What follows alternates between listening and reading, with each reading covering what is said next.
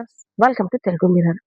ఆస్తి కోసం, డబ్బు కోసం కుటుంబ సభ్యులే అత్యంత దారుణంగా హత్య చేసినటువంటి ఘటన నెల్లూరు జిల్లా బుచ్చిరెడ్డిపాలెం మండలంలో జరిగిన ఘటన ఇప్పుడు ప్రతి ఒక్కరిని కూడా ఆశ్చర్యపరిచేలా చేసింది.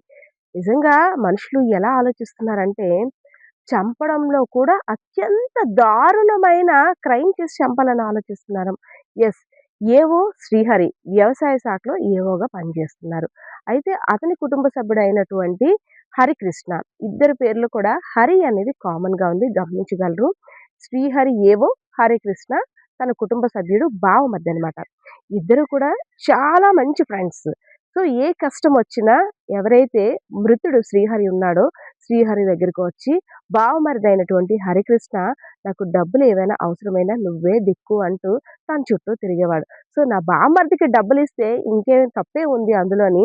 ఏ కష్టం వచ్చినా సరే నన్నే దేవుడిలా చూస్తున్నాడు కాబట్టి ఇవ్వాలి అని ఆలోచించాడు. అలానే కోట్లాది రూపాయలను అప్పుగా ఇచ్చాడు. అంతేకాదు చాలా ఆస్తులను కూడా తన సొంతంగా తన మంచి ఆలోచనతో బామర్దికి ఒక ఉపాధి చూపించాలని తనకు కూడా ఆస్తిలో వాటా గాని, ఏదైనా కొన్నా షేర్స్ కూడా ఇచ్చేవాడు. ఇదంతా బానే ఉంది. సో, ఎవరైతే మృతుడు శ్రీహరి ఉన్నాడో, నేను ఇల్లు కట్టుకుంటున్నాను, చాలా డబ్బులు నీకిచ్చాను కదా! ఒక మంచి ఇల్లు కట్టుకోవాలని నాకు చిన్నప్పటి నుండి ఒక కల. ఆ కల నెరవేరాలంటే నీకు అప్పుగా ఇచ్చినటువంటి సొమ్ముని నాకిస్తే నా ఇంటి పన్ను నేను ప్రారంభించుకుంటానని చాలా రిక్వెస్టింగ్‌గా అడిగాడు. సో, కోట్ల కొలది ఆస్తి నేనిప్పుడు ఇవ్వాలా? అప్పు కూడా తీర్చాలా? అదే నా బావని చంపేస్తే నేను ఒక్క రూపాయి కూడా ఇవ్వక్కర్లేదు. మంచితనం అనే ముసుగు వేసి నేను చేయాల్సిన పని కానిచ్చేస్తే నన్నెవరైనా పట్టుకోగలరా? అంటే పిల్లి కళ్ళు మూసుకొని పాలు తాగుతుంటే ఎవరు గమనించరు అనుకుంటుంది కదా! అదే తరహాలో ఎవరైతే హరికృష్ణ ఉన్నాడో ఆలోచించాడు. బావకి 4 మంచి మాటలు చెప్పి దైవ దర్శనానికి వెళ్దాం. చాలా రోజులు బట్టి మనసెందుకో కలతగా ఉందని బావని ఒప్పించి కారులో తీసుకొని వెళ్తున్నాడు. అప్పటికే ఒక ఇద్దరు స్నేహితుల్ని పురమాయించి మధ్య దారిలో ఒక లిఫ్ట్ అడిగినట్టుగా కారులోకి వాళ్ళని కూడా ప్రవేశించేటట్టు చేశాడు. కాస్త దూరం వెళ్ళిన తర్వాత ఎవరైతే ఇద్దరు స్నేహితులు అదే విధంగా నిందితుడు హరికృష్ణ ఉన్నారో, కుక్కల్ని చంపే ఇంజెక్షన్ తోటి అతన్ని అత్యంత దారుణంగా ఇంజెక్షన్ పొడి చేసి అక్కడి నుండి పరారైపోయారు. సో, ఇదంతా కూడా బయటికి ఎలా వచ్చిందంటే, మా బావగారిని నేను బయటికి తీసుకెళ్తున్నప్పుడు గుండెపోటు వచ్చి మరణించారు అని అక్కడ అందరిని కూడా నమ్మించే ప్రయత్నం చేశాడు. అందరూ కూడా నిజమేనేమో, ఇప్పుడు హార్ట్ స్ట్రోక్ అనేది అందరికీ కామన్ అయిపోయింది కాబట్టి నిజంగా గుండెపోటే వచ్చుంటుందని అందరూ నమ్మారు.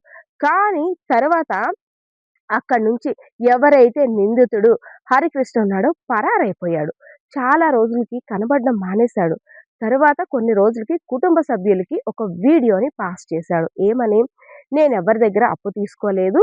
నేనెవరికీ బాకీ లేను. నేనెవరికీ చెడ్డ చేయలేదు. అంతా మంచి చేశాను. నా గురించి నిందలు మోపడానికి చాలా మంది కుట్రలు పన్నుతున్నారు. వారి మాటలేవి కూడా మీరు నమ్మొద్దు దయచేసి అంటూ తన భార్య, పిల్లలకి జాగ్రత్తలు చెప్తూ ఒక వీడియోని పోస్ట్ చేశాడు.